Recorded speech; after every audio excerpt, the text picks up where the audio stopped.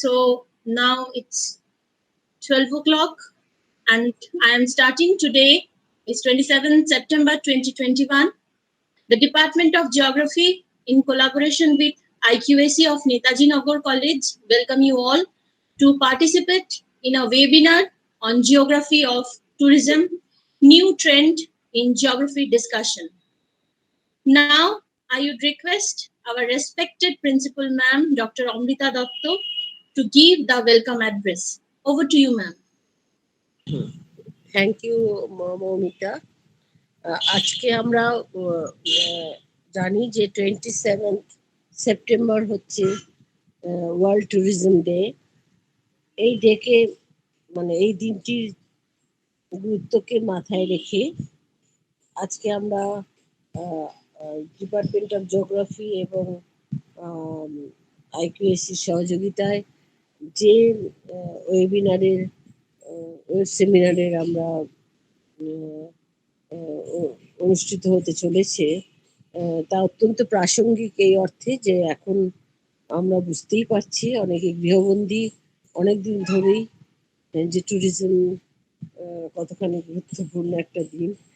Tourism world tourism day, আমাদের tour প্রায় বন্ধ, বিশেষ করে জিওগ্রাফি ডিপার্টমেন্টের যেখানে একটা এক্সকারশনের ব্যাপার থাকেই, সেখানে তো তাদের কাছে এটা আরো কষ্টদায়ক। তো আমাদের মনে হয় যে আমরা যাদের আজকে বক্তা হিসেবে পেয়েছি, প্রাক্তন ছাত্রী প্রভাত শ এবং জেবা সাহিল, নিশ্চয়ই তাদের কথায় ওয়ার্ল্ড ট্যুরিজম ডে অনেক কিছু এই দিনটির গুরুত্ব অনেক বেশিভাবে আমাদের কাছে উপস্থাপিত হবে। এবং আমি মনে করি যে ট্যুরিজম এখন শুধু মানুষের কাছে নেশা নয়, একটা পেশা হিসেবেও ভীষণ প্রাধান্য পাচ্ছে, এমার্জিং টপিক হিসেবে আমাদের কাছে উঠে আসছে। অনেকেই এটার উপরেই শুধু পড়াশোনা করছেন, ডিপ্লোমা নিচ্ছেন, সার্টিফিকেট নিচ্ছেন। সুতরাং আমাদের এখন ভাববার বিষয় যে আমরা সাধারণ আগের মতো ট্র্যাডিশনাল ওয়ে ভাবনা চিন্তাকে আমাদের সীমিত রাখবো কিনা, আমরা আরো উত্তরণের পথে যাব কিনা, এইসব ভাবনার সময় হয়েছে। জিওগ্রাফি ডিপার্টমেন্টের এই উদ্যোগকে আমি স্বাগত জানাই। আমি মনে করি যে আমাদের বর্তমান স্টুডেন্টদের সঙ্গে প্রাক্তন স্টুডেন্টরা যত বেশি এই ধরনের প্রোগ্রামে অংশগ্রহণ করবে, ততই আমরা সমৃদ্ধ হব। তো এই আজকের এই সেমিনারের সার্বিক সাফল্য কামনা করে আমি আমার বক্তব্য শেষ করছি। আমি আছি সমস্ত প্রোগ্রামটায়, আমি শুনবো আমাদের ছাত্রছাত্রীদের বক্তব্য, প্রয়োজন হলে আমি শেষে প্রশ্ন করতে পারি। ধন্যবাদ। Thank you, ma'am. Thank you for your encouraging words. So just a brief introduction about today. As what we have doing, today is World Tourism Day, and as a student of geography, we all know that tourism geography is the study of travel and tourism, or as an industry and as a social and cultural activity. Tourism geography is that branch of human geography that deals with the study of travel and its impact on places. Geography is fundamental to the study of tourism because tourism is geographical in nature. Now, it's time to introduce today's presenter. It is indeed my great pleasure to welcome Zeba Shahin, Dibakar Dotto, and Prabhat Shaw among us, the alumni of this institution. Now, only it's not just a moment of happiness and nostalgia for us, but also an opportunity to reflect on our learning and achievements. So, without further delay, I would like to call upon our students. First, I like to call Zeba to deliver her speech. Over to you, Zeba. Today is September 27. We all are celebrating World Tourism Day. The main purpose of World Tourism Day is to raise awareness on the importance of tourism. In an ongoing pandemic time, it is very important to raise awareness about the tourism sector because about 90% of world tourism sites are closed as the result of pandemic last year, and young people in the rural community were unemployed. My presentation topic is on the interrelated discourse between geography and tourism.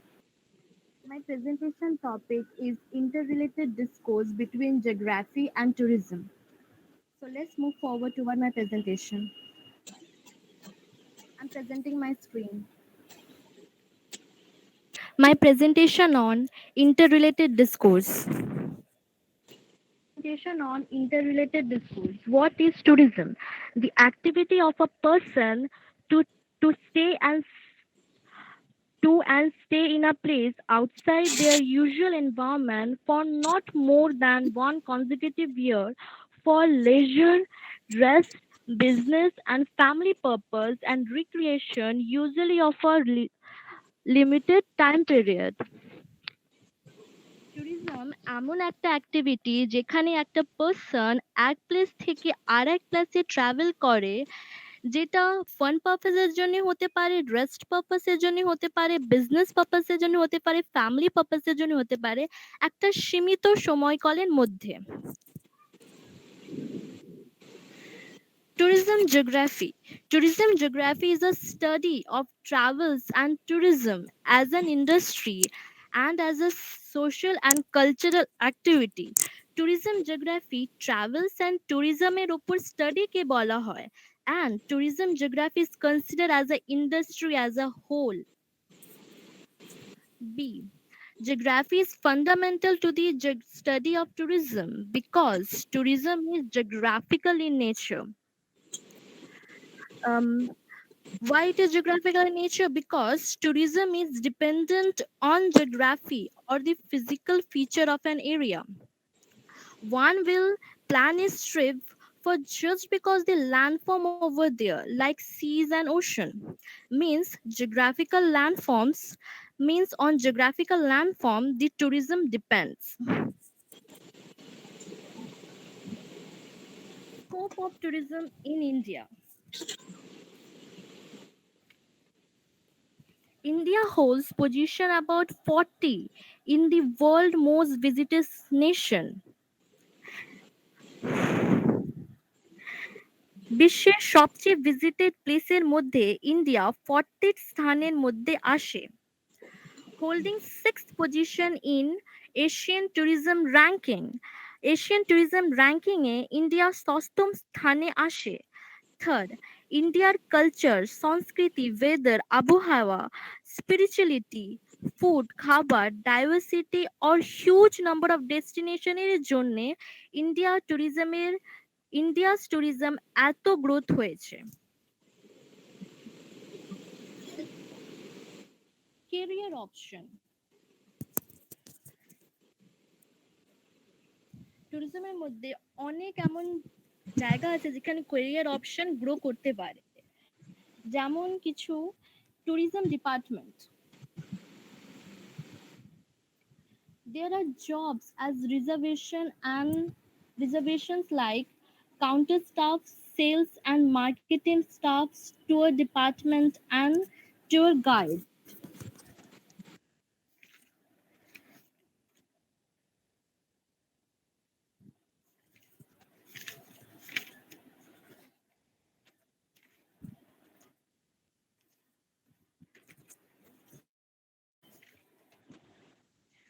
As I earlierly tell that tourism is considered as an industry, so it's provide lot of job opportunity in long run in fields like hotels, restaurant, transportation, world department tour department, etc. tourism department tourism department এ অনেক এমন jobs আছে, যেমন counter staff, sales, marketing staff, tour planner, etc. Candidate can also select from competitive exam under staff selection commission for the jobs like information assistant of a tourism department. Tour travels, they are the who help organize, conduct tours to the various tourist spots and manage the travels and stay to the tourists. আমরা যখনই কোনো ট্রিপের জন্য ভাবি, tour travels এর প্রয়োজন আমাদের পড়তেই পারে। So this field also flourishing and can create lot of job opportunity in future. Environmental aspects. There is also some positive environmental aspects of tourism. Direct financial contribution. The conservation of sensitive areas and habitat can be contributed directly by tourism. আমাদের কিছু sensitive areas বা হ্যাবিটেটকে conserve করতে আমাদের tourism directly help করে, যেমন revenue that we collect from the tourist or tourist department which can directly use for the conservation process. Protection and prevention of environment. Tourism can play a significant role in contributing for the protection of environment, conserving and restoring different biological diversity and sustainable use of natural resource. Tourism একটা vital role provide করতে পারে for the protection and prevention of environment due to the presence of tourists. Natural resource আর পার্ককে আরো attractive করার motivation আরো valuable হয়ে যায়। মানে বিকজ অফ টুরিস্ট আরো ভালো করে ন্যাচারাল রিসোর্স আরো ভালো করে পার্ককে ডেকোরেট করার একটা মোটিভেশন আরো আমরা পাই। যারা করছে, যারা এসব ম্যানেজ করে, বিকজ অফ টুরিস্ট আরো বেশি ভালো করে ওকে অ্যাট্রাকটিভ করে তোলার মোটিভেশন ওরা পাবে। And also India and in India also new laws and regulations have been enacted to preserve the forest and to protect the forest and to protect the native species.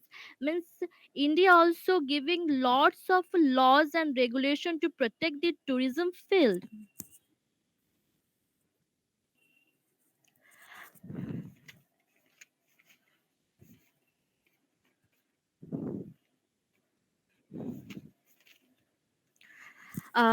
This figure showing the international tourist received in India between 1995 to 2012.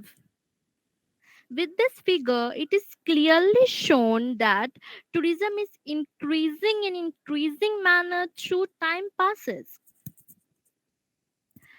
And in this figure too, it is shown that tourism between 2000 to 2021, we can see here that tourism being fully stopped from March 2020 to till date. Tourism sector survive a lot in this pandemic situation.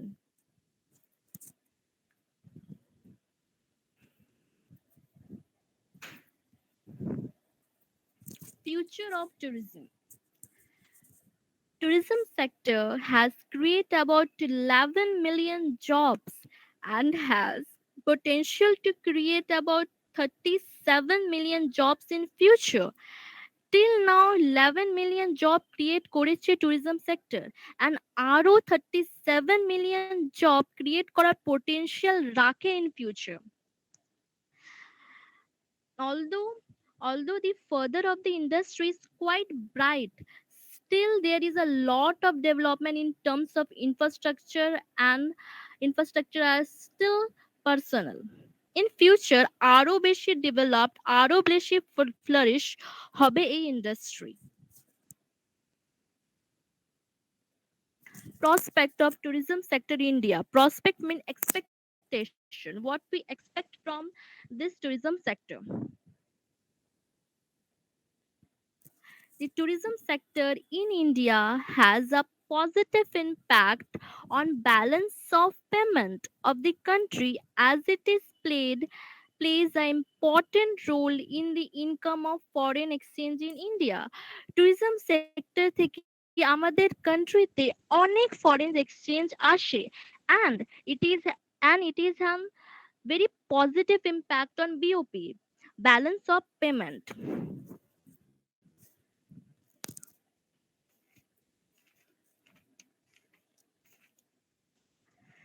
Annual growth rate of tourism industry in India is 9.4%, and it is expected to increase 32 lakh 5,000 crore by 2028.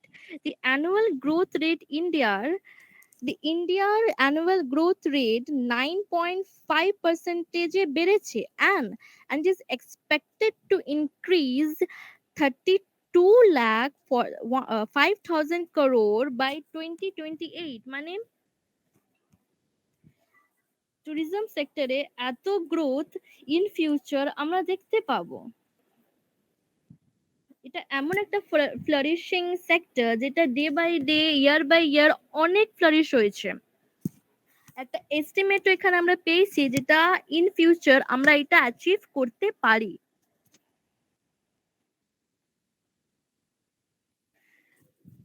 tourism industry will support for about 46 million job by 2025 under the right development policy and investment made in a sector. International arrivals tourism sector 46 million job provide করতে পারে by 2025 under the right development policy. মানে এত বড় একটা number tourism সেক্টরে দিয়ে আমরা employment because of tourism sector within 2025 আমরা পেতে পারি।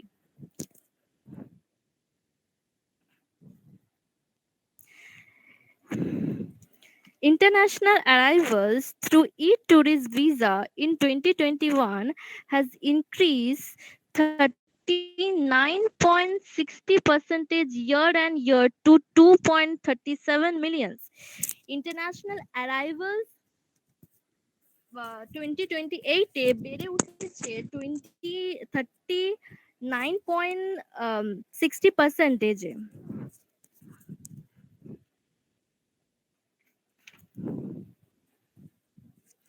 At the end, conclusion is that this is a wonderful economic contributor to today's economy. It is a great way for people to spend their money and for cities to attract others people. In going on, cities across the world attract millions of dollars such so foreigners get the chance to experience life in new place. Thank you. You said very well, Zeba. A recorded Thank you, ma'am. version, welcome. A recorded version of this webinar will be available. Now we would love to hear from Dibakar Dotto. Dibakar? Thank you. Good afternoon, everyone. Before starting my presentation, first of all, I will congratulate Jeba for her wonderful presentation. And I would like to thank our principal ma'am, and I would also like to thank our department coordinator, Professor Moumita Roy ma'am. Today, we are here to discuss about the place of tourism in the subject of geography. Most of us, when we took geography as our graduation subject, there was a thought in our backward mind that geography gives us an opportunity to travel in different destinations. But at present, this travel and tourism is an important discourse of geography which need to discuss more and more. When I was student in MSc, my professor said that what is tourism and who are tourists? He said that we who travel or we who visit any destination for leisure, for recreation, all, we are not the tourist. To be a tourist, we have to cover some specific settings of, or you have to understand some specific settings of that destination. So the setting may be cultural setting, physical setting, maybe social setting. So to be a tourist, we have to understand those settings and for those settings for such tourism. From this perspective, from this point of view, today will which point of view, how to be a good tourist. I will discuss about beach tourism and its impact on coastal morphology. Before we understand the beach tourism, we have to know what is tourism. According to United Nations World Tourism Organization, UNWTO, as we all know, every economic or social activity, there is a apex body who organize that kind of activity.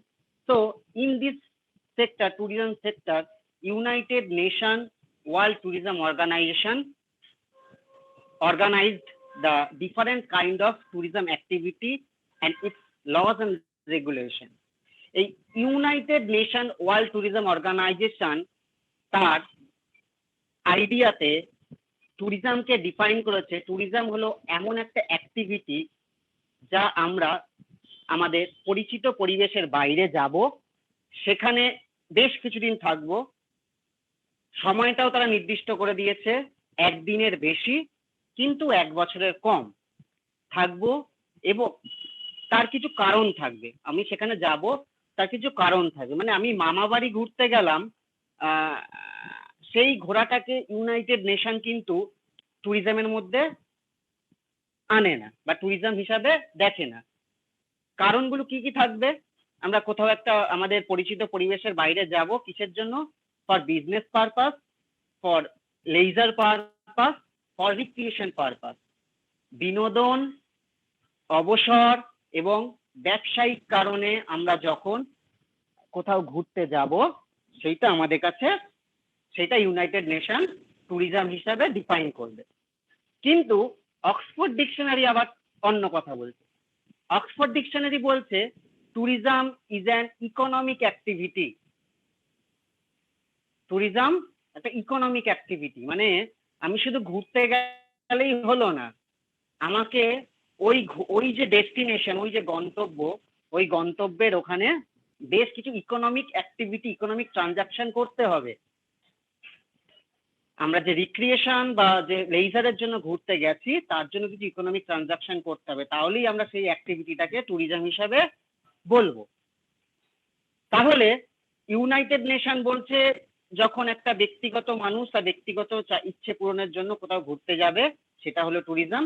আবার Oxford dictionary বলছে যে এই ঘুরতে যাওয়া কোনো একটা economic activity হলে সেটা ট্যুরিজম।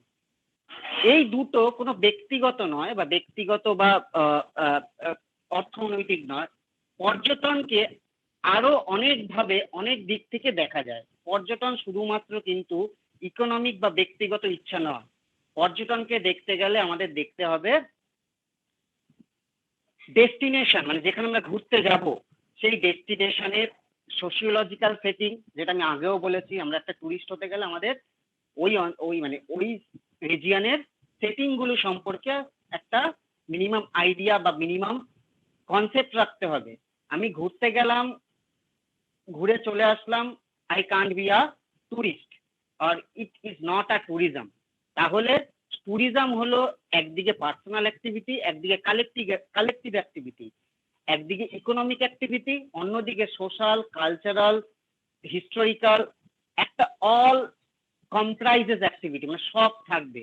মানে every sector of human life will be affected by the tourism activity of the destination and also on the tourist. Tourist এবং ডেস্টিনেশন দুজনেরই এভরি আসপেক্ট অফ লাইফে ট্যুরিজমের একটা ইম্প্যাক্ট আছে। এবার ট্যুরিজমকে কেন আমরা জিওগ্রাফি বিষয়টার মধ্যে ডিসকাস করছি, যেটা যেবা কিছুক্ষণ আগেই বললো যে it is a geographic subject. মানে tourism is as well as spatial as well as temporal. মানে আমরা কোন নির্দিষ্ট স্থানে ঘুরতে যাই এবং নির্দিষ্ট সময়ে ঘুরতে যাই, এটা আমরা জানি। তাই জিওগ্রাফি, তাই জিওগ্রাফিতে ট্যুরিজমটা আলোচনা করা হয়।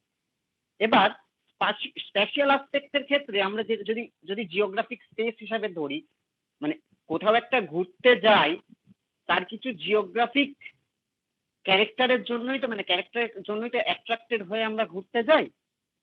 তাহলে তার থেকে মানে সব থেকে বেসিক যে ক্যারেক্টারটা, জিওগ্রাফিক ক্যারেক্টারটা, সেটা হলো ফিজিওগ্রাফি বা ভূমিরূপ। মানে সেখানের ফিজিওগ্রাফিটা কেমন। এই ফিজিওগ্রাফির most attracting physiographic element of tourism are, there are two most attractive physiographic elements. One is mountain, another is coast বা সমুদ্র। মানে আমরা যদি নিজেরা দেখবো যে আমরা বেশিরভাগ ক্ষেত্রেই অন্যান্য ফিজিওগ্রাফিক জায়গায় ঘুরতে যাই, কিন্তু বেশিরভাগ ক্ষেত্রেই আমরা যে ঘুরতে যাই সেটা হলো হয় পর্বত, না হলে সমুদ্র। তাহলে ট্যুরিজম দ্বারা সব থেকে অ্যাফেক্টেড হয়, সব থেকে নেগেটিভলি অ্যাফেক্টেড হয় পাহাড় আর সমুদ্র।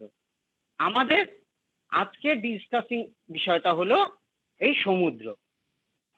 সমুদ্র যেহেতু প্লেইন ল্যান্ড এবং সকলে মানে এই বিচ বা কোস্টাল রিজিয়নটাকে অ্যাভেল করতে পারে, মানে any economic sector, any age specific people, যে কেউ কিন্তু এই বিচটাকে অ্যাভেল করতে, মানে যদি আমরা পাহাড়ে যেতে যাই তাহলে এজেড পার্সেন্টের ক্ষেত্রে একটু প্রবলেমেটিক, কিন্তু সমুদ্রে সবাই যেতে পারে।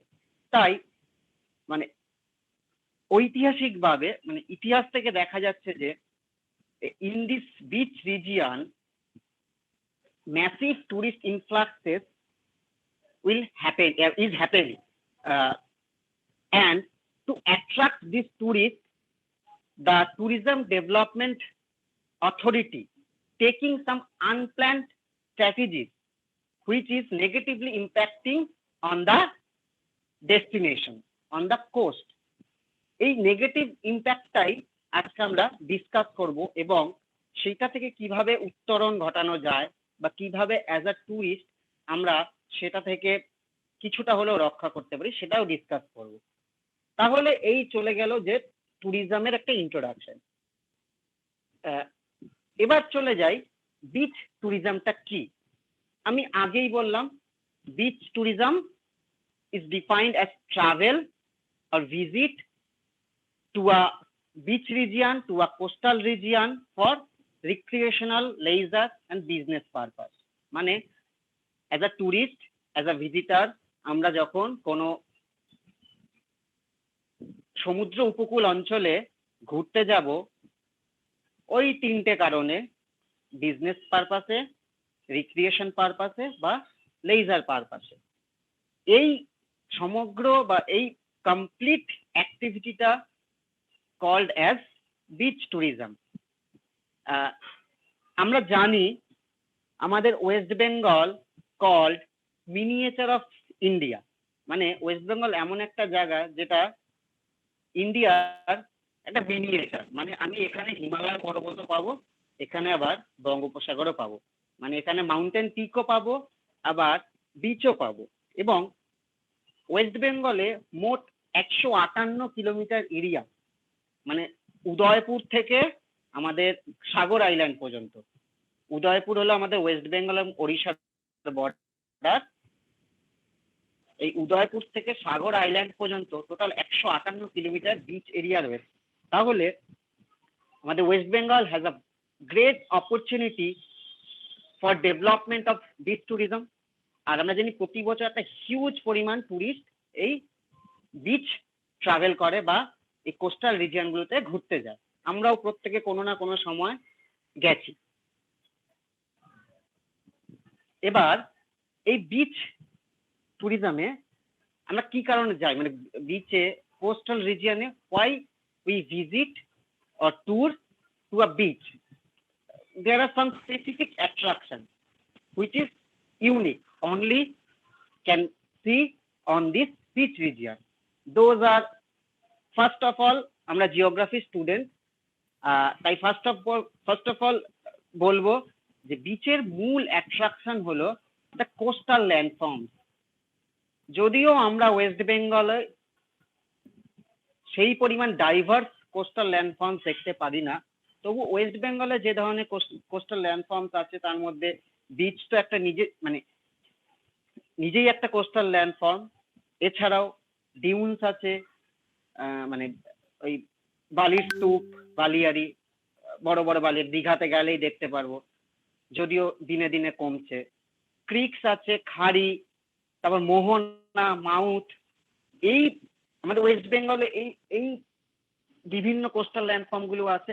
এছাড়াও আমরা ওয়েস্ট বেঙ্গলের বাইরে যদি বিভিন্ন জায়গায় যাই কোস্টাল রিজিয়নে, তাহলে আমরা দেখবো যে কোস্টাল ল্যান্ডফর্ম গুলো আমরা পড়েছি।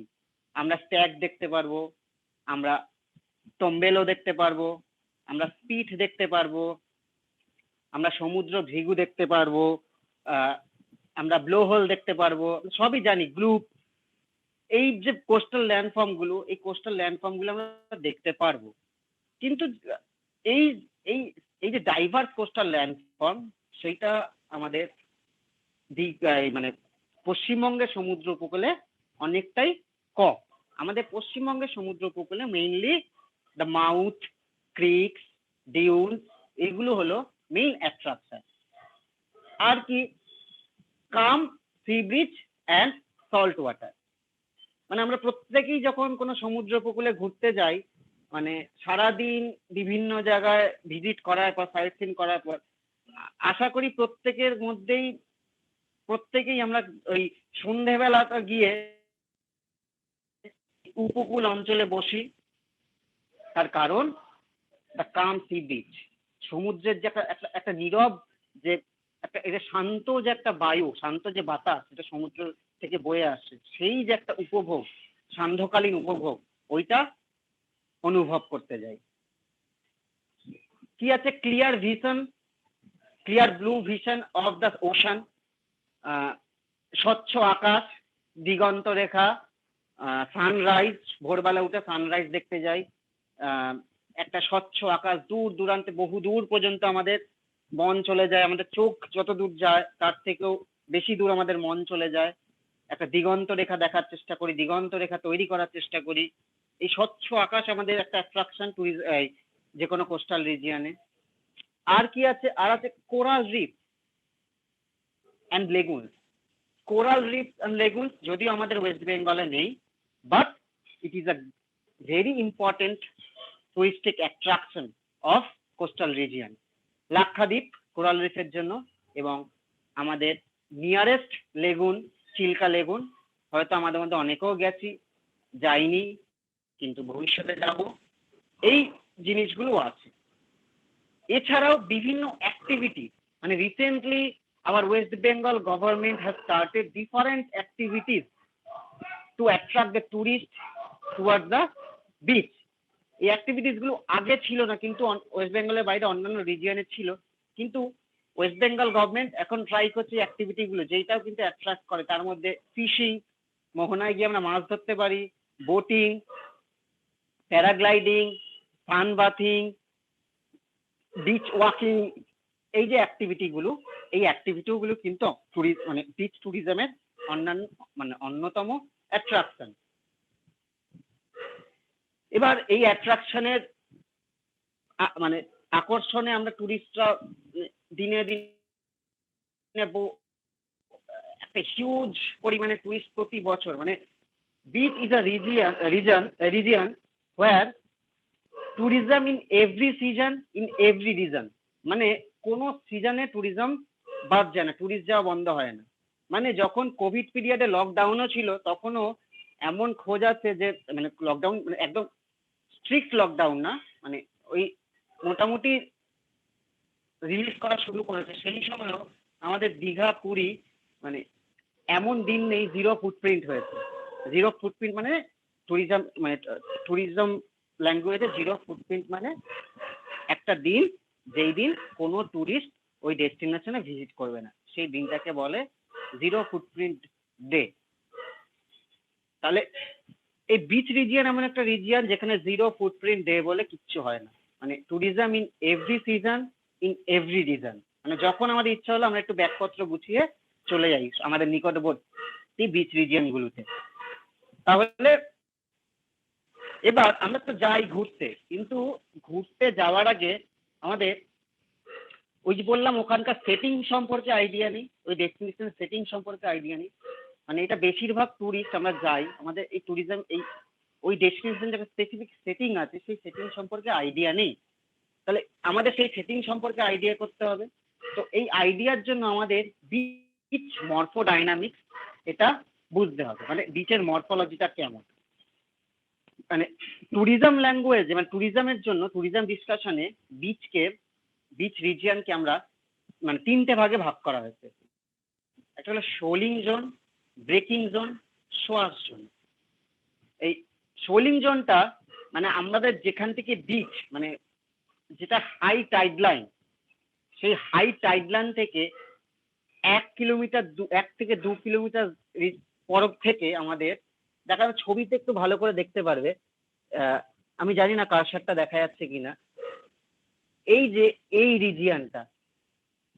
রিজিয়নটা this region is called shoaling zone, where the height of the wave from the surface is continuously decreasing.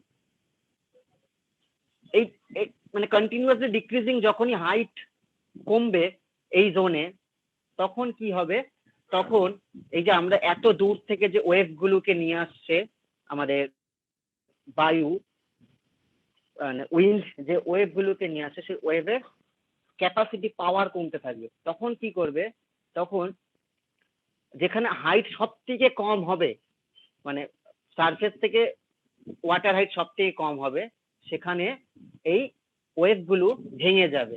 The region where waves break this called wave breaking zone, which is 100 meter on the continental shelf. আমরা সবাই continental shelf বা মহীসোপান সম্পর্কে জানি। এই মহীসোপান রিজিয়নের 100 মিটারের মধ্যে এই ওয়েভটা ব্রেক করবে। This is called wave breaking zone. আর এই ব্রেক হওয়ার পর আমরা যেই জিনিসটা অনুভব করতে সবসময় আমরা সমুদ্র তীরবর্তী অঞ্চলে যাই, সেটা হলো ওই ব্রেকটা ভাঙলো, ভেঙে আমাদের পায়ে এসে জলটা লাগলো। এই যে পায়ে এসে জলটা যে লাগে, যে এই রিজিয়নটায় যে ব্রেক ভাঙার পর জল যত দূর যেতে পারে, সেই রিজিয়নটা is called swash region, and also it is called backwash region. Swash, backwash এই দুটো টার্ম সম্পর্কে আমরা জিওগ্রাফি সম্পর্কে স্টুডেন্টরা জানি। তাহলে এই তিনটে রিজিয়ন, এই তিনটে অ্যাক্টিভিটি ঠিক করে যদি কমপ্লিট হয়, তাহলেই কিন্তু তার পরের যে রিজিয়ন যেখানে ওয়েভ প্রসেস মানে এই যে ওয়েভের ফলে যে যে ল্যান্ডফর্ম গুলো তৈরি হবে, সেই ল্যান্ডফর্ম গুলো ঠিকঠাক ফরমেশন হবে। তাহলে আমাদের জানতে হবে যে এই তিনটে রিজিয়ন আছে, এই তিনটে রিজিয়নে আমাদের ট্যুরিজম অ্যাক্টিভিটি গুলো এই রিজিয়ন অনুযায়ী করতে হবে। শোলিং জোন, যেখান থেকে দেখবে আমরা সমুদ্র ঢেউটা সব থেকে উঁচুতে উঠে গেল, উঠে এসে একটা জায়গায় এসে ব্রেক করলো, সেটা হলো ব্রেকিং জোন। এবং ব্রেক করার পর একটা জায়গায় গিয়ে সেটা ছড়িয়ে গেল, সেটা হলো সোয়াশ জোন। এই হলো আ কমপ্লিট বিচ মরফোডাইনামিক্স বা বিচ মরফোলজি। এই তিনটে রিজিয়ন সম্পর্কে আমাদের আইডিয়া রাখতে হবে। এবার আমাদের ওয়েস্ট বেঙ্গলে এই কোস্ট লাইন সম্পর্কে আইডিয়া জানতে হবে। মানে বিচ ট্যুরিজম ডেভেলপমেন্টের জন্য স্পেসিফিক্যালি ইন ওয়েস্ট বেঙ্গল, কারণ আমরা ওয়েস্ট বেঙ্গলে থাকি, তাই আমরা চাই যে ওয়েস্ট বেঙ্গলের ট্যুরিজমটা একটু আরো ভালোভাবে ডেভেলপড হোক। তাই আমাদের ওয়েস্ট বেঙ্গলের কোস্ট লাইন সম্পর্কে একটু জানতে হবে। ওয়েস্ট বেঙ্গলের কোস্ট লাইন আমি আগেই যেটা বললাম সেটা হলো, আগে বলেছি total 158 kilometre area from Udaipur to Sagar Island. এই 158 কিলোমিটার এরিয়া মেইনলি দুটো ডিস্ট্রিক্টের মধ্যে ভাগ হয়েছে। একটা হলো পূর্ব মেদিনীপুর আর একটা হলো সাউথ 24 পরগনা। এবার এই দুটো রিজিয়ন, এই যে দুটো ডিস্ট্রিক্ট, এই দুটো ডিস্ট্রিক্টে যে কোস্ট লাইন বা যে কোস্ট এরিয়া বা যে কোস্টাল মরফোলজি, এই দুটো কিন্তু ডিফারেন্ট। এই পূর্ব মেদিনীপুরের যে কোস্টাল এরিয়া, এখানে mainly covered by dunes, beaches, deposition, এইগুলো দিয়ে মেইনলি কোস্টাল ল্যান্ডফর্ম তৈরি। কিন্তু যদি আমরা সাউথ 24 পরগনায় চলে যাই, সাউথ 24 পরগনায় আমরা কি দেখবো? আমরা দেখবো ক্রিক মানে খাড়ি, এস্টুয়ারিন, রিভার মাউথ, এই ধরনের ল্যান্ডফর্মের আধিক্য বেশি দেখবো। তাহলে দুটো রিজিয়নে দুটো আলাদা ধরনের আমাদের ক্যারেক্টারিস্টিক্স আছে, মানে টুরিস্ট অ্যাট্রাকশনের জন্য। তাহলে কমপ্লিট আমাদের যে কোস্টাল রিজিয়নটা ওয়েস্ট বেঙ্গলে, সেটা আমি ম্যাপের মাধ্যমে দেখিয়েছি। এখান থেকে শুরু করে এত দূর পর্যন্ত, দেখো এখানে লেখা আছে দীঘা। এই যে এই নদীটা চলে যাচ্ছে, এই দীঘার পাশে যে বর্ডার লাইনটা যাচ্ছে, আমি আমার যদি কারসারটা দেখানো যায়, এই দীঘার পাশে যে বর্ডার লাইনটা যাচ্ছে এটা হলো উদয়পুর। এইখান থেকে ওড়িশা চলে যাচ্ছে, এদিকে চলে আসছে বেঙ্গল। এখানে দীঘা আছে, ডায়মন্ড হারবার আছে, আস্তে আস্তে সাগর আইল্যান্ড, বকখালি, হেনরি আইল্যান্ড এদিকে চলে যাচ্ছে। The beautiful scenario of our beach, of the beach of West Bengal. এখানে মেইনলি যেখানে যেখানে আমরা ঘুরতে যাই তার কয়েকটা সম্পর্কে দেওয়া আছে, আরো ছোট ছোট অনেক আছে। এখানে দেওয়া আছে দীঘা, মন্দারমণি, তাজপুর, শঙ্করপুর, সাগর আইল্যান্ড, উদয়পুর, বকখালি, জুনপুট, নিউ দীঘা, এগুলো দেওয়া আছে। এছাড়াও প্রেজেন্টলি আরো অনেক কিন্তু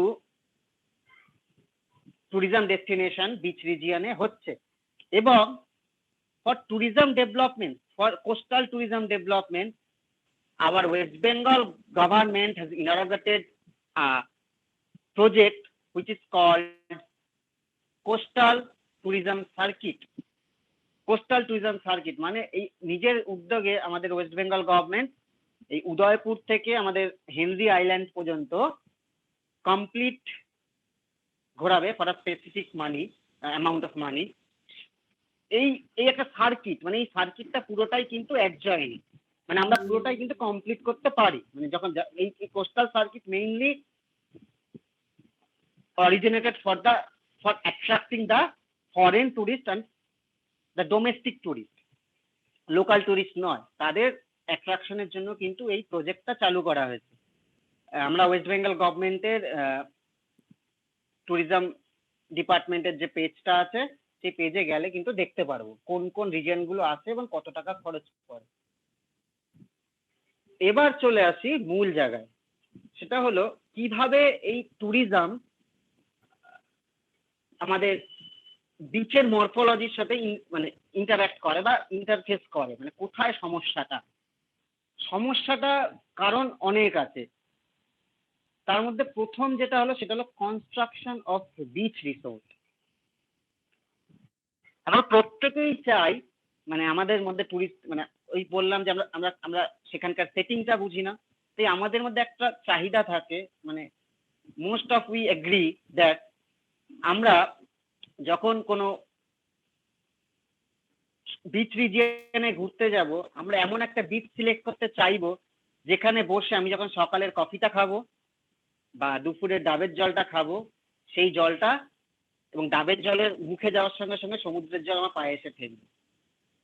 এই যে এই চাহিদা পূরণ করার জন্য, যেহেতু আমাদের চাহিদা রয়েছে, মানে এই কনজিউমারিজম কনসেপ্ট কি বলে, কনজিউমার যেটা চাইবে ইনভেস্টাররা সেটা করার চেষ্টা করে, তাদের প্রফিটটা বেশি হয়। আমাদের এই চাহিদার জন্য কি করা হয়, বিশেষ করে আমাদের ওয়েস্ট বেঙ্গলে যদি কথা বলি তাহলে দেখবো মন্দারমণি রিজিয়ন, দীঘাতে এখনো পর্যন্ত হয়নি, আমি জানি না ভবিষ্যতে হবে কিনা, বা মন্দারমণি রিজিয়নে দেখা যায় যে একদম যেটা সোয়াশ জোন, মানে আমার পায়ে সমুদ্রের জল এসে লাগবে কখন, যখন আমি একদম সোয়াশ জোনে আমার রিসোর্টটা তৈরি করব, একদম সোয়াশ জোনে রিসোর্টটা তৈরি করছে।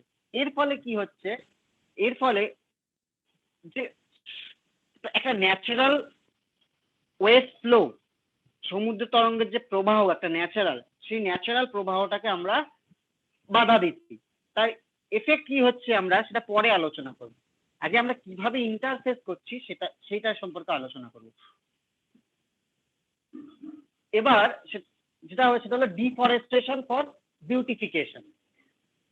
আমাদের সুন্দর সুন্দর পার্ক চাই, ওয়াচ টাওয়ার চাই, দোকান তৈরি করতে হবে আমাদের চাহিদা পূরণ করার জন্য। তাহলে কি হচ্ছে, যদি আমরা এখন, আমি এক্সাম্পল দেবো, আমরা এখন যদি রিসেন্টলি কেউ দীঘা গিয়ে থাকি, আমি তো আগেরটাতে মন্দারমণি বললাম, এবার যদি রিসেন্টলি কেউ দীঘা গিয়ে থাকি, দেখা যাবে দীঘার যে ঝাউবনের সৌন্দর্যটা ছিল সেই সৌন্দর্যটা পুরো নষ্ট।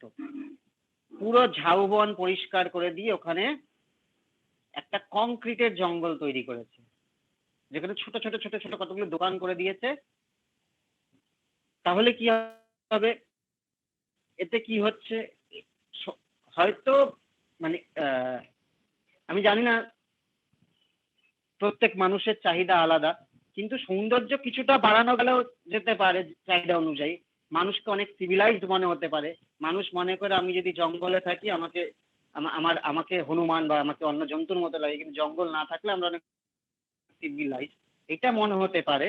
কিন্তু এই ডিফরেস্টেশন যে কোনো region, not only the coastal region, যে কোনো রিজিয়নে এই সিভিলাইজড হতে গিয়ে ডিফরেস্টেশন মানুষকে আনসিভিলাইজড করে দিচ্ছে, আরো মানুষের ক্ষতি ডেকে আনছে। হারবার বিল্ডিং, আমরা এরপর হলো হারবার বিল্ডিং। আমরা অনেকে জানি যে ক্রুজ ট্যুরিজম বলে একটা ট্যুরিজম হয়, যেখানে ক্রুজে করে সমুদ্র চত্বর ঘোরানো হয় বা সমুদ্রের বিভিন্ন জায়গায় যাওয়া হয়। এই ক্রুজ ট্যুরিজমের জন্য বা বিভিন্ন ইকোনমিক কারণে এই কোস্টাল রিজিয়ন গুলোতে বিভিন্ন মানে হার্ড ইঞ্জিনিয়ারিং এর হারবার তৈরি করা হচ্ছে, যার ফলে কি হচ্ছে, ওখানকার যে natural morphology, natural sand deposition, সেই ডিপোজিশন গুলোকে মাইন করা হচ্ছে, অন্য কোথাও ফেলা হচ্ছে, ওখানে কংক্রিট করা হচ্ছে। এই হারবার বিল্ডিং এ কিন্তু কোস্টাল মরফোলজিতে একটা সমস্যা নিয়ে আসছে। নেক্সট হলো construction of sea walls and revetment. যদি দীঘাতে যাই, আমি ওল্ড দীঘা থেকে, আমি দীঘার উদাহরণ দিয়ে বলছি কারণ most popular tourism destination of Bengal Digha, Darjeeling এর পরে। তো দীঘাতে যদি আমি যাই, আমার রিসেন্টলি যদি যাই, দেখা যাবে ওল্ড দীঘা থেকে পুরো উদয়পুর পর্যন্ত একটা কংক্রিটের দেওয়াল দিয়ে দেওয়া হয়েছে সমুদ্রের পাড়ে। এই কংক্রিটের দেওয়াল কি করছে? কংক্রিটের দেওয়াল সমুদ্রের যে ন্যাচারাল পথ, যে ন্যাচারাল ওয়েভ অ্যাক্টিভিটির জায়গা, সেই অ্যাক্টিভিটির জায়গার মধ্যে একটা অবস্ট্যাগল তৈরি করছে। এবার আমরা জানি যে কোনো ন্যাচারাল একটা ফ্লোকে যদি আমরা অবস্ট্যাগল তৈরি করি তাহলে তার ইম্প্যাক্ট কিন্তু 2 থেকে 3 গুণ বেড়ে যায়। যেটা হচ্ছে মানে আমি দেখছি যখন দীঘায় যাচ্ছি পুরোটাই যে শোয়ার জোনে পুরোটাই কংক্রিট। তার ফলে কি হচ্ছে, এই শোয়ার জোনে একটা তো স্টেবিলিটি নষ্ট হচ্ছে, শুধু স্টেবিলিটি নয় ওখানে ইরোশনও ইনক্রিজ করছে, কোস্টাল ইরোশন। এরপরে চেঞ্জিং দ্য ন্যাচারাল মরফোলজি, মানে আমরা অ্যাট্রাকশন বাড়ানোর জন্য, হোটেল তৈরি করার জন্য, যদি আমরা বকখালিতে যাই, বকখালিতে গিয়ে দেখবো হোটেল তৈরি করার জন্য স্যান্ড মাইনিং হচ্ছে। ওখানকার দীঘাতে দেখবো যে ওই যে ডিউন ছিল, বালিয়াড়িগুলো ছিল, বড় বড় উঁচু ঢিপি, সেই বালিয়াড়িগুলো প্লেন করে দিয়েছে। তো এই যে আমি শুধুমাত্র ওয়েস্ট বেঙ্গলের কথা বলছি, আমরা যদি অন্যান্য কোথাও যাই দেখা যাবে যে কোরাল ড্রিলিং হচ্ছে, লাক্ষাদ্বীপে কোরাল ড্রিলিং হচ্ছে। গোয়াতে ওই ওই যে কোস্টাল ল্যান্ডফর্ম গুলো আছে, ওই বিভিন্ন স্ট্যাগ গুলো দাঁড়িয়ে আছে, বা যে স্পিড গুলো আছে, স্পিড গুলোকে মানে কানেকশন তৈরি করার জন্য সোজা করে দেওয়া হচ্ছে। তোমার তারপর ব্লো হোল গুলোকে ভেঙে দেওয়া হচ্ছে, খিলান গুলোকে ভেঙে দেওয়া হচ্ছে আমাদের কানেক্টিভিটি তৈরি করার জন্য। তো এই যে different kind of coastal morphology, এই মরফোলজি কিন্তু চেঞ্জ করা হচ্ছে। আরেকটা হলো স্যান্ড মাইনিং। এই যে এত বড় বড় কনস্ট্রাকশন হচ্ছে পুরো কোস্টাল রিজিয়ন জুড়ে, তার নিচু জায়গা ভরাট করার জন্য বা এই কনস্ট্রাকশনের প্রয়োজনে মানে সমুদ্র গহ্বর, সমুদ্র তীরবর্তী অঞ্চল বা সমুদ্র গহ্বর থেকে ব্যাপক আকারে স্যান্ড মাইনিং হচ্ছে, যা কিন্তু সবটাই, এই যে সবকটাই হচ্ছে, এই সবকটাই কিন্তু ট্যুরিজম ডেভেলপমেন্টের জন্য। এই ইন্টারফারেন্সটা কিন্তু আমাদের ক্ষতি ডেকে আনছে। এবার কি ক্ষতি ডেকে আনছে, কি এফেক্ট হচ্ছে কোস্টাল রিজিয়নে? ফার্স্ট অফ হলো ইনক্রিজিং দ্য কোস্টাল ইরোশন। আমি এর আগেই বললাম, যখনই আমরা একটা ন্যাচারাল অ্যাক্টিভিটিকে আমি মাঝখান থেকে অবস্ট্যাগল তৈরি করব, তখনই কি হয়, এই যে ন্যাচারাল অ্যাক্টিভিটির যা পাওয়ার, তার পাওয়ার আরো দ্বিগুণ হয়ে যায়। এবার একদম যেখানে ব্রেকিং জোন অফ ওয়েভ, সেই ব্রেকিং জোনে একটা রিভেটমেন্ট বা একটা শিওয়াল তৈরি করে দেওয়া হলো, বা কোন একটা রিসোর্টের এক্সটেন্টিভ পার্টটা ওই ব্রেকিং জোনে করে দেওয়া হলো, যাতে তার সোয়াসটা রিসোর্টের মধ্যে যায়। তাহলে কি হচ্ছে, এই জায়গায় যে মানে ওয়েভ অ্যাক্টিভিটি গুলো বা সি ওয়েভ অ্যাক্টিভিটি গুলো হওয়ার প্রয়োজন ছিল বা হতো, সেই অ্যাক্টিভিটি গুলো কিন্তু চেঞ্জ হচ্ছে, অ্যাক্টিভিটি বেড়ে যাচ্ছে, ইরোশন ক্যাপাসিটি বেড়ে যাচ্ছে, ফলে কোস্টাল ইরোশন কিন্তু আরো বাড়ছে, এবং যেই জায়গা থেকে ওপেন প্লেস পাচ্ছে সেই জায়গা থেকে বেশি পরিমাণ ইরোশন হচ্ছে। আর কি হচ্ছে, ল্যান্ডফর্মে অল্টারনেশন হচ্ছে, মানে যেখানে স্যান্ড ডিউন হওয়ার কথা নেই সেখানে গিয়ে স্যান্ড ডিউন হচ্ছে। সি ওয়েভের কারণে যে কোস্টাল ল্যান্ডফর্ম গুলো আছে, সেই ল্যান্ডফর্ম গুলো আরো বেশি ইরোশন হয়ে চেঞ্জ হয়ে যাচ্ছে দিনের পর দিন। মানে চেঞ্জ হতে হতে কিছু বছর পর দেখা যাবে সেই ল্যান্ডফর্ম গুলোর প্রেজেন্সই নেই, সেই ল্যান্ডফর্ম গুলো হারিয়ে যাচ্ছে। তো এই ল্যান্ডফর্ম অল্টারনেশন কিন্তু ক্রমাগত হয়ে যাচ্ছে। Changing river morphology. এবার আমরা সমুদ্র নিয়ে আলোচনা করছি, প্রশ্ন আসতেই পারে এটা কিভাবে রিভার মরফোলজির উপর এফেক্ট ফেলতে পারে। একটু ভেবে দেখো যে রিভারের যে সেডিমেন্ট, যে ইরোডেড মেটেরিয়াল, সেটা সমুদ্রে গিয়েই ফেলে। এবার কোনো একটা মাউন্টের পাশে, মানে যদি আমরা দীঘা মোহনা ভাবি, দীঘা মোহনা খুব পার্শ্ববর্তী রিজিয়নে তো দীঘা। এবার এই দীঘার যে এখানে সি ইরোশন গুলো বাধাপ্রাপ্ত হচ্ছে, ফলে ইরোশনটা বা ইরোশন বেশি হচ্ছে। এই ইরোডেড মেটেরিয়াল গুলো কি করছে, তার পার্শ্ববর্তী যেখানে ওয়াটার লেভেল বেশি সেই মোহনা রিজিয়ন গুলোতে গিয়ে ডিপোজিশন করছে। এর ফলে কি হচ্ছে, এর ফলে মাউথ গুলো, যে রিভার মাউথ গুলো রয়েছে সেই রিভার মাউথ গুলো ক্লোজ হয়ে যাচ্ছে। এই ক্লোজ হয়ে যাওয়ার ফলে যে releasing of sediment by the river সেটা কিন্তু ডিক্রিজ করছে। এর ফলে কি হচ্ছে, এই সেডিমেন্ট গুলো রিভারের মধ্যেই আটকে যাচ্ছে এবং রিভারের মধ্যে ওই চড়া, নদী চড়া যেটাকে বলে, ইন রিভার আইল্যান্ড বেড়ে যাচ্ছে, নয়া চর বা এরম যেরম আছে নদীর মধ্যেই ডিপোজিশন বেড়ে যাচ্ছে এবং আপার কোর্সে এসে, আপার কোর্স অফ দ্য রিভার এসে তার কিন্তু ল্যান্ডফর্ম যে ফরমেশন প্রসেস, এই ল্যান্ডফর্ম ফরমেশন প্রসেসটা কিন্তু চেঞ্জ হয়ে যাচ্ছে। তার ফলে কমপ্লিট যে river morphology which is depending on that sea coastal region where the tourism is developed. তো এই যে কমপ্লিট একটা কি বলবো ইন্টার রিলেটিং বিষয়, সেটা কিন্তু আমাদের রিভার মর্ফোলজির ওপরও ইম্প্যাক্ট ফেলছে।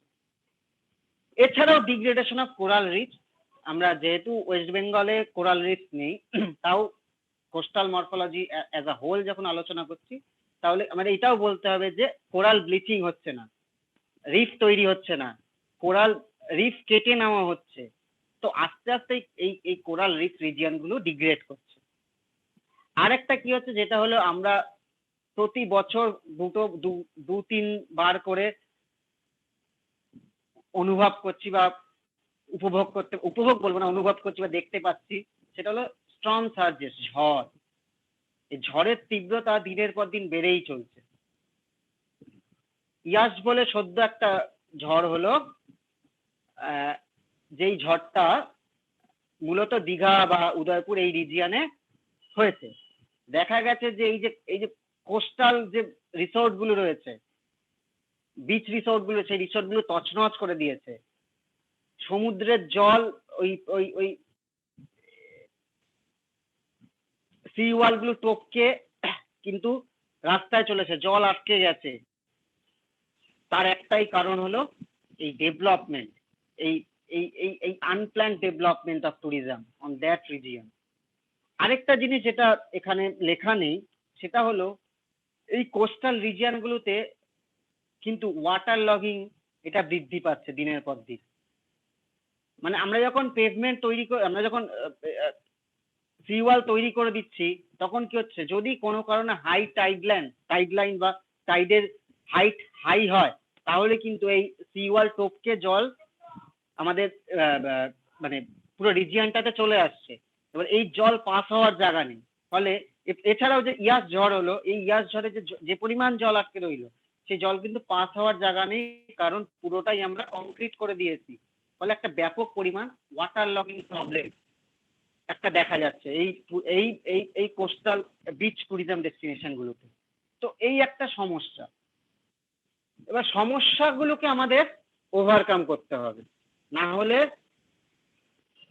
খুব তাড়াতাড়ি কিন্তু এই ট্যুরিজম রিজিয়ন গুলো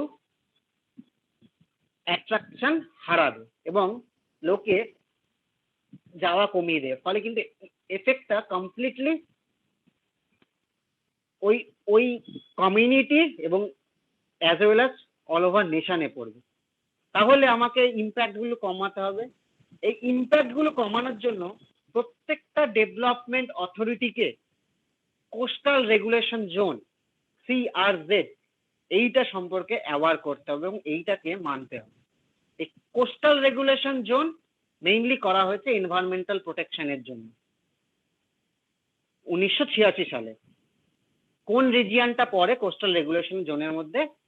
কোস্টাল রেগুলেশন জোন পড়ে হলো হাই টাইড লাইন এবং লো টাইড লাইন, মানে স্প্রিং টাইডের সময় ওয়েভ হাইট যেখানে থাকবে, যেটা সব থেকে লোয়েস্ট থাকবে, এবং ওয়েভ হাইট যেখানে সেটা হাইয়েস্ট থাকবে সেটা হাই টাইড লাইন, আর লোয়েস্ট যেটা থাকবে সেটা লো টাইড লাইন।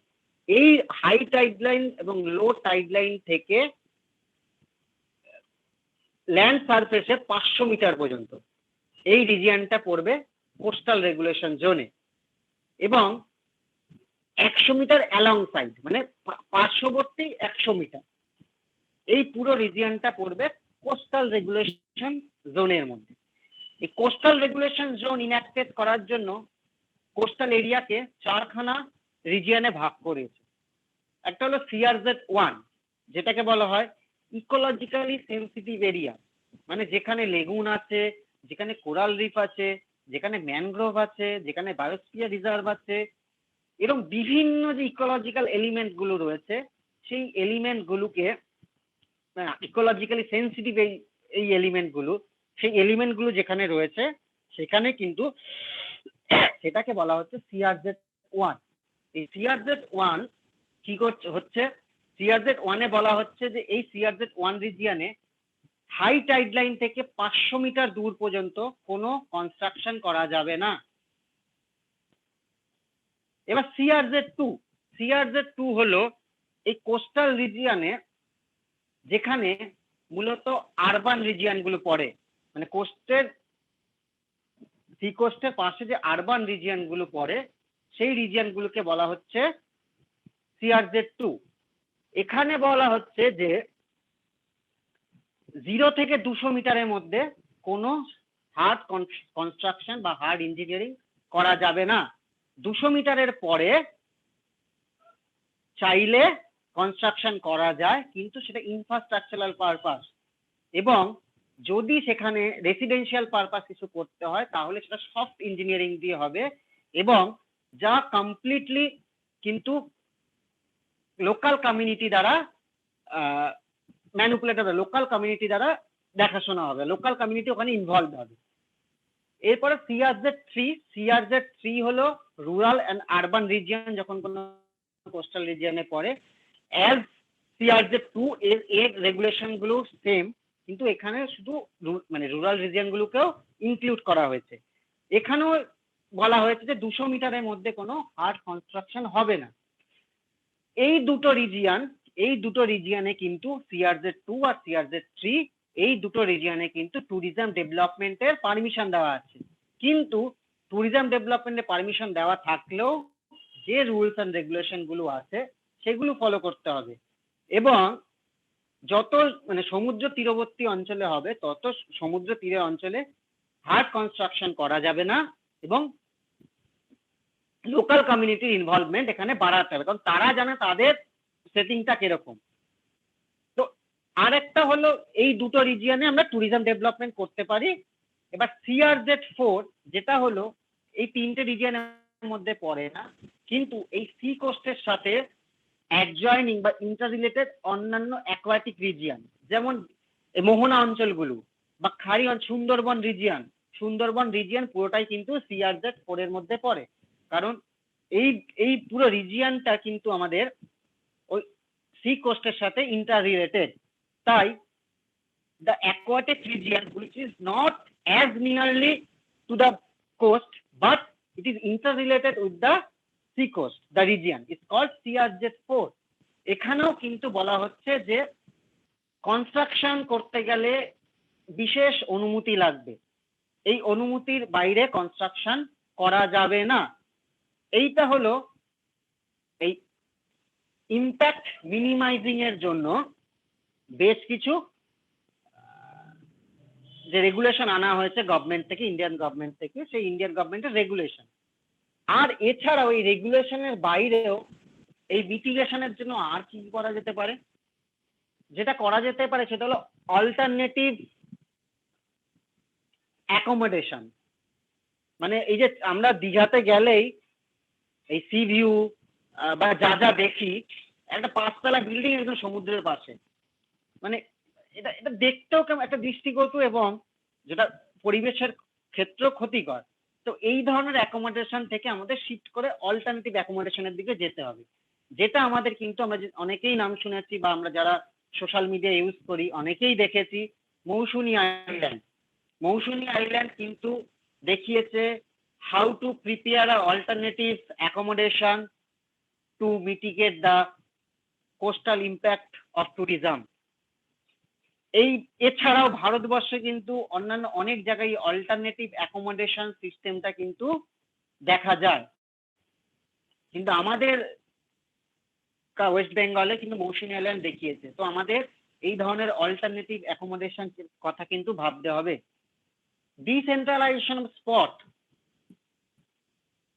স্পটে ডিসেন্ট্রালাইজেশন করতে হবে, শুধু দীঘা নয়। ট্যুরিজম যে ইনফ্লাক্সটা শুধু দীঘার সেন্ট্রিক নয়, আমাদের ট্যুরিজমটাকে কোস্ট রিজিয়নে আরো ছড়িয়ে দিতে হবে। এতে কি সুবিধা হবে? এতে সুবিধা হবে যে একটা জায়গায় প্রবল টুরিস্টের ভিড় হবে না।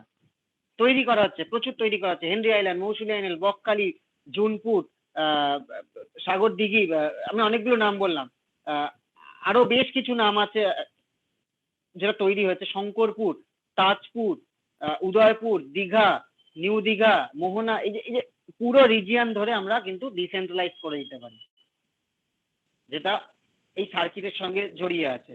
তাহলে কিন্তু ট্যুরিজম যে ইনফ্লাক্স, ট্যুরিজম যে ভিড়, টুরিস্টের যে ভিড় একটা জায়গায় পড়বে না। এটা করেও কিন্তু আমরা কিছুটা হলেও আটকাতে পারি। আর কি করতে পারি? লোকাল স্টেক হোল্ডারদের কমিউনিটিকে বেশি করে ইনভলভ করতে পারি। ন্যাচারাল রিসোর্সকে কনজারভেশন করতে হবে, যতটা সম্ভব ন্যাচারাল রিসোর্সকে মানে অবান্তর ঝাউ গাছ কেটে দেওয়া যাবে না, বা স্যান্ড মাইনিং করা যাবে না। যে ন্যাচারাল রিসোর্স গুলো আছে এগুলোকে কনজার্ভ করতে হবে। Sustainable strategies for tourism development.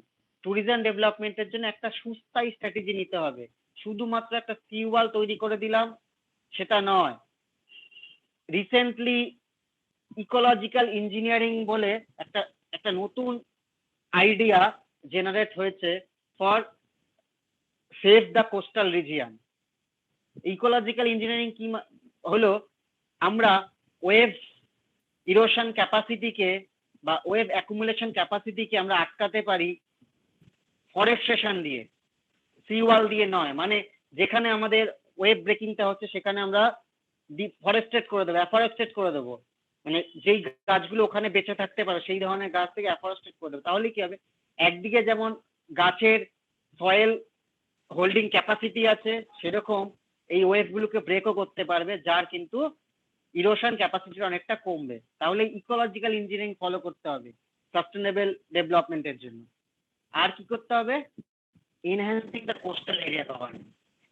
এই কোস্টাল এরিয়া গভর্নেন্সে খুব তৎপর হতে হবে। মানে একটুখানি যদি রেগুলেশন ব্রেক করে কোনো hotel industry as well as কোনো ট্যুরিস্ট, সেই ব্রেকিংটাকে একটা কড়া পদক্ষেপ নিতে হবে, যাতে এটা ছড়িয়ে যায় যে tourism is not a enjoying activity, it is also a responsible activity. আমাদের আরো রেসপন্সিবল হতে হবে, আমাদের ওটাকে বাঁচাতে হবে, প্রকৃতিটাকে বাঁচাতে হবে। এই হলো মিটিগেশন স্ট্র্যাটেজিস গুলো। এবং কনক্লুশন আমি বলবো যে আমি as a researcher of tourism, আমি চাই যাতে এই ট্যুরিজম অ্যাক্টিভিটিটা আরো দীর্ঘস্থায়ী হোক, অনেক দিন ধরে চলুক। এটা যেমন একটা ইকোনমিক অ্যাক্টিভিটি, একটা কিন্তু সোসাইটাল অ্যাক্টিভিটি। অনেক সমাজ কিন্তু, অনেক জায়গা আছে যেই জায়গা কিন্তু এই পর্যটনের ওপর নির্ভর করে কিন্তু বেঁচে আছে। মানে যখন পর্যটন নেই, এই COVID-19 প্যান্ডেমিকে কিন্তু তাদের অবস্থা খুব শোচনীয় ছিল। তাহলে পর্যটন গবেষক হিসাবে আমার একটাই উদ্দেশ্য যে পর্যটনটা টিকিয়ে রাখতে হবে, এবং টিকিয়ে রাখতে গেলে আমরা কোনো ইনভেস্টরের ওপর ভরসা করবো না। যারা ইনভেস্ট করে তারা সবসময় ভাবে প্রফিট ম্যাক্সিমাইজেশন। তাহলে বাঁচিয়ে রাখতে গেলে কি করতে হবে? আমাদেরই আরো রেসপন্সিবল হতে হবে। আমাদের এটা থেকে দূরে আসতে হবে যে পায়ের মানে সমুদ্রের জল পায়ে লাগার থেকেও সমুদ্রটাকে টিকিয়ে রাখাটা বেশি জরুরি, এবং আমাদের ভাবনাটাকে আরো রেসপন্সিবলি ভাবতে হবে যাতে ট্যুরিজমটাকে বা কোস্টাল রিজিয়নের ট্যুরিজমটাকে বাঁচানো যায়। আমি এখানেই শেষ করব। পরবর্তী যদি কিছু প্রশ্ন থাকে ধন্যবাদ। Very good presentation, Dipakar. Well done. Moumita, প্রথমেই আমি বলি দিবাকর গবেষক হিসেবে যে বক্তব্য রেখেছে তা সত্যি অপূর্ব। এটা একটা ইকোলজিক্যাল ব্যালেন্সের উপরেও ওর আলোকপাত আমাকে ভীষণ আকর্ষণ করেছে। আমার খুব ভালো লেগেছে ওর বক্তব্য পেশ করা। এবং সত্যি আমরা যেখানে সভ্যতা পৌঁছাচ্ছে সেখানেই বেশিভাবে আমাদের ভূমণ্ডলের যে ক্ষতি হচ্ছে কথা বলতে আমি দ্বিধা রাখি না। আমি আরাকুতে গিয়েও দেখেছি একই অবস্থা। যত মানুষ ওখানে বসে খাওয়া দাওয়া করে আরো নোংরা করে আসছে, আর যেখানে সেখানে বাসস্থান হলিডে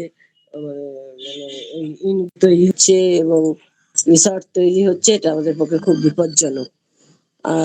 জিওগ্রাফি ডিপার্টমেন্টের এই যে এক স্টুডেন্টদের দিয়ে, গবেষকদের দিয়ে, আমাদের প্রাক্তনীদের দিয়ে একটা বলার অবসর করে দিয়েছে, তার জন্য আমি তাদের কাছে কৃতজ্ঞ। আমি তাদের ধন্যবাদ জানাই। এবং যারা এত সুন্দরভাবে বললেন কিভাবে রিহার্সাল হচ্ছে, সত্যি দীঘাকে এখন আর চেনা যায় না। দীঘা বলে আমরা আমাদের মানে আতিশয্য মানে আমাদের আরামের জন্য আমরা কিভাবে প্রকৃতিকে অবলীলায় ধ্বংস করছি, ভূমণ্ডলের ক্ষতি করছি, তা বোধহয় বলার অপেক্ষা রাখে না। দিবাকরের বক্তব্যে সেটা ভীষণ পরিষ্কারভাবে উঠে এসছে। আমি খুব মনোযোগ দিয়ে শুনছিলাম।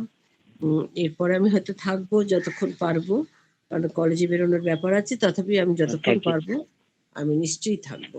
আমার খুব ভালো লেগেছে। দিবাকরকে আমার অন্তরের আন্তরিক শুভেচ্ছা জানাচ্ছি। Before we call our next presenter, I would like to inform that we are going to have 15 minutes at the end of the presentation for questions. Please jot down any thoughts you have so we can talk about them. Now, I will call our next presenter, Prabhat Shaw, to deliver his speech about tourism for inclusive growth, possibilities, and challenges. Over to you, Prabhat. Hello everyone, this is Prabhat Saw. I would like to thank respected Principal Ma'am and all other faculty of Geography Department and our colleges. My presentation is on tourism for inclusive growth, possibilities and challenges. Let us move forward towards my presentation. First of all, we should know what is inclusive growth. Inclusive growth. Inclusive growth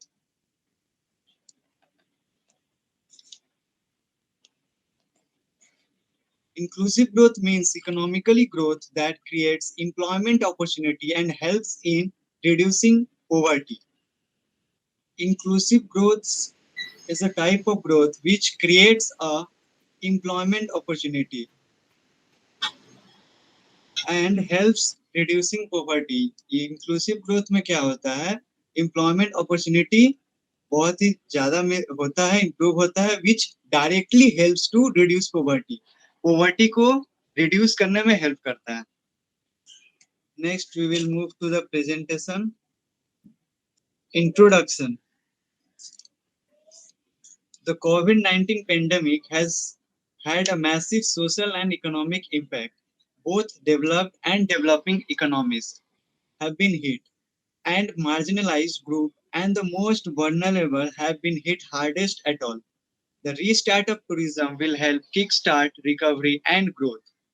It is essential that the benefits this will bring are enjoyed widely and fairly. UNWTO has therefore designated World Tourism Day 2021 as a day to focus on tourism for inclusive growth. This is an opportunity to look beyond tourism statistics and acknowledge that behind every number, there is a person. UNWTO invites its member states as well as the non-member sister UN agency, business, and individual to celebrate tourism's unique ability to ensure that nobody is left behind as the world begins to open up again and look to the future. World Tourism Day, celebrated each year on 27 September, is a global observance day fostering awareness of tourism, social, cultural, political, and economic values, and the contributing that the sectors can make towards reaching the sustainable development goals. World tourism inclusive tourist effect बहुत ही ज्यादा हुआ है। Tourist जो places है बहुत ही ज्यादा effect हुए हैं इन कोविड-19 pandemic in related to marginalised group and other groups.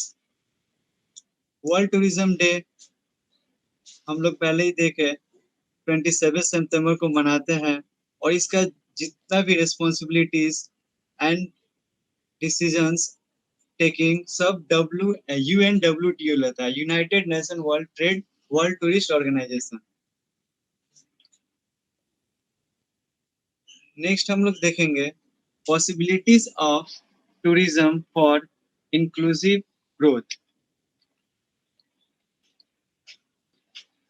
World tourism Day 2021 is a unique occasion to amplify the conversation about sector's role in recovery and growth.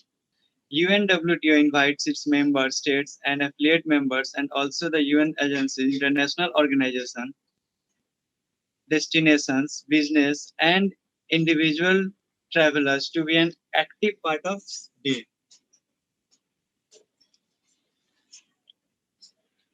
UNWTO members का यहाँ main motive ये है कि कैसे फिर से tourism industry और tourist spot को कैसे फिर से रिफर्निश और करके फिर से ग्रोथ किया जा सके। तो UNWTO मेंबर्स का मेन मोटिव यही है। Inclusive tourist growth is central to UNWTO mission. World Tourist Day is an opportunity for member states and affiliate members to reaffirm their commitment to this mission.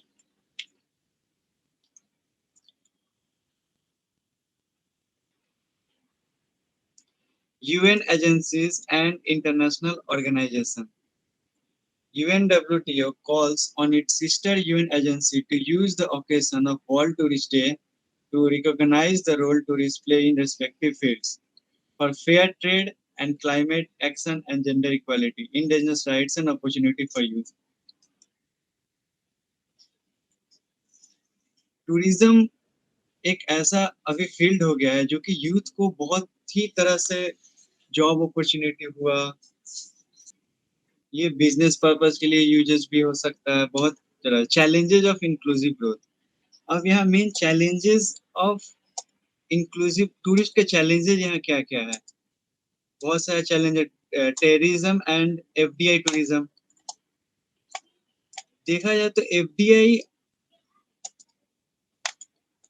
और terrorism एक दूसरे से relate करता है। Foreign direct investment जो FDI होता है वो क्या टूरिज्म और टेररिज्म ये दोनों एक दूसरे से रिलेट करता है। टूरिस्ट हम लोगों को पता है टूरिस्ट एक तो बहुत पीसफुल प्लेस है। Prabhat, yes ma'am. can you hear me? Yes ma'am. Do you have any network problem? Yes, ma'am. I have a technical issue. The mic is not working and screen share is also creating lots of problems. Okay. Now, challenges of inclusive growth. Foreign direct investment, tourism और terrorism ये एक दूसरे से बहुत relate करता है। जैसे कि टेररिज्म टूरिस्ट के मूवमेंट को इफेक्ट करता है। टूरिस्ट हमेशा एक पीसफुल प्लेस है, लोग जाना पसंद करते हैं। But suppose if a place have terrorist activity, then undoubtedly their terrorist movement will decrease, foreign will decrease, FDI will also decrease. अगर कोई एरिया में टेररिस्ट अटैक का कोई चांसेस और वो एरिया होता है तो सिंपली सा बात है वहाँ कोई टूरिस्ट स्पॉट कम जाएगा, FDI कम जाएगा, फॉरेन डायरेक्ट इन्वेस्टमेंट नहीं होगा। सो ये बहुत बड़ा चैलेंजेस हो जाता है इंक्लूसिव ग्रोथ में बहुत बड़ा चैलेंजेस हो जाता है। Next, move to the environmental cost.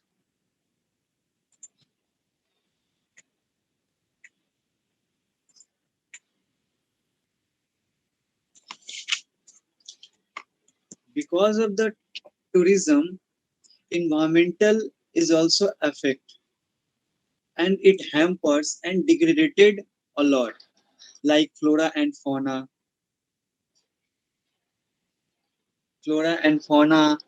and many other species.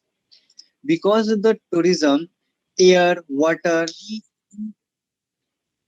air and water is also get polluted and depletion of natural resources and day by day decreases. These are the challenges which is faced by the tourism or challenges faced by inclusive growth in tourism. Next one is the social cost. Loss of culture is also shown under the cost of tourism.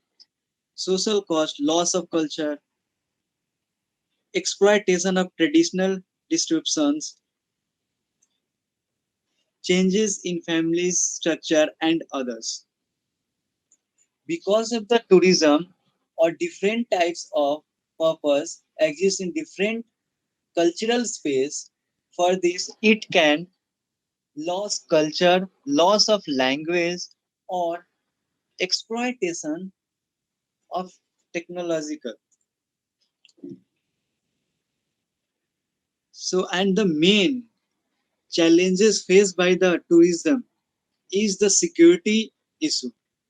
Security is one of the major challenges faced by the Indian tourism. The increasing rate of sexual abuse of women, theft, credit card fraud, identity theft, food poisoning, terrorism, and public violence is affecting Indian tourism to the high extent. Security एक तो बहुत बड़ा challenges बन जाता है, कोई भी बहुत तरह का फ्रॉड भी होता है यहाँ, आइडेंटिफिकेशन का भी लीकेज होता है, फूड पॉइजनिंग का भी प्रॉब्लम, बहुत सारा चैलेंजेस यहाँ फेस कर रहा है. At last, we can say that the tourism is very productive activity both for the tourist and the government. As they support each other simultaneously, also the government should consider improving the condition of the country as more and more number of tourists visit their country.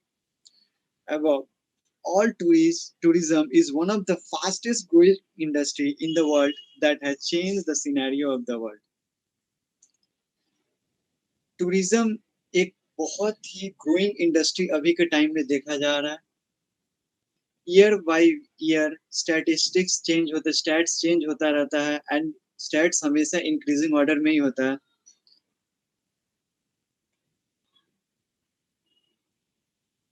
Thank you ma'am and thank you all. Thank you. Thank you, Zeba. Thank you, Dibakar. Thank you, Prabhat. Thank you for your efforts. Now we start our question and answer session. তো আমি আমার স্টুডেন্টদেরকে বলছি, তোমাদের কারোর যদি কোনো question থাকে তোমরা করতে পারো. তোমাদের কারোর যদি কোনো কোয়েশ্চেন থাকে তোমরা করতে পারো. তো আমি দিবাকর এখানে তো নিশ্চয়ই আছো. দিবাকর? হ্যাঁ ম্যাম বলুন. দিবাকর, আমি একটা কোয়েশ্চেন তোমাকে করতে চাই, সেটা হচ্ছে what are the challenges and barriers in tourism sustainability, মানে তোমার কি মনে হয়? tourism sustainability, presently most of the challenging issues on presently COVID-19. COVID-19 হলো এমন একটা রোগ যেটা মানে একটা অজানা, যেটা জানতো না, যেটা মোস্টলি এফেক্ট করেছে ট্যুরিজমের ওপর এই সময় দাঁড়িয়ে.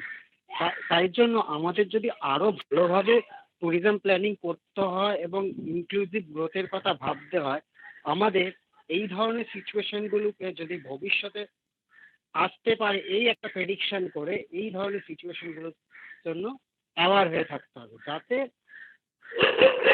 এই ইকোনমিটা খুব খারাপভাবে এফেক্ট হয়েছে মানে এই সময়, ভবিষ্যতে আর যাতে না হয়.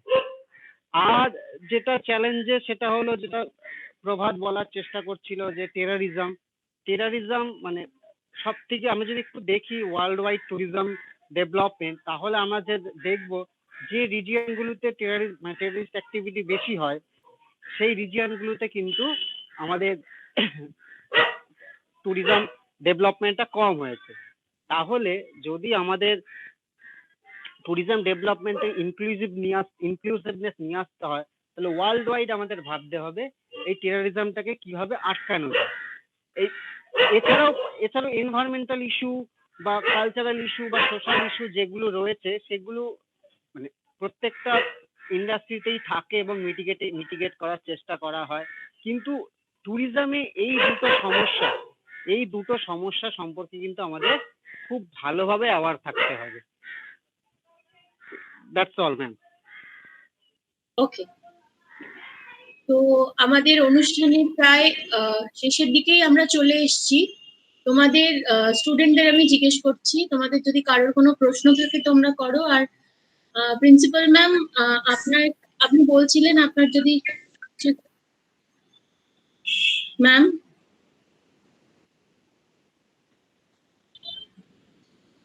ম্যাম আমার একটা কোয়েশ্চেন আছে। হ্যাঁ দেবপ্রিয়, বলো। আমরা যে বিভিন্ন মানে দেখি যে মানুষ তীর্থস্থানে যাচ্ছে, বিশেষত ঈদের আগে মানুষ হজ করতে যায় মক্কা মদিনায়, সেগুলোও কি ট্যুরিজমের মধ্যেই পড়ছে? একদমই সেগুলো ট্যুরিজমের মধ্যে পড়ছে। এবং বিভিন্ন বিজনেস পারপাসে আমরা যে যাই বিভিন্ন দেশে, ওটাও ট্যুরিজমের মধ্যে পড়ছে। কিন্তু ওই মানে UNWTOর যে বলা কথা যে ডিউরেশন হলো 1 দিনের বেশি হতে হবে কিন্তু 1 বছরের কম হতে হবে। এই সময়ে কোথাও ঘুরতে গিয়ে আমরা যদি অক্সফোর্ড ডিকশনারিরও কথাটা নিই, একটা ইকোনমিক অ্যাক্টিভিটি হবে। কোথাও ঘুরতে গিয়ে যদি কোনো ইকোনমিক অ্যাক্টিভিটি হয় সেটা ট্যুরিজম। তা আমরা যখন হজ করতে যাই বা আমরা যখন ওরা হজ করতে মানে মুসলিম কমিউনিটি হজ করতে যায়, আমরা হিন্দু কমিউনিটি তো আমরা কেদারনাথ বদ্রীনাথ ঘুরতে যাই, এইসব যে জায়গায় যাই, এটাও একটা ট্যুরিজম। এইগুলোকে বলা হয় রিলিজিয়াস ট্যুরিজম। তার মানে হজ করতে যাওয়াটাও কিন্তু একটা ট্যুরিজম অ্যাক্টিভিটি। ক্লিয়ার দেবপ্রিয়?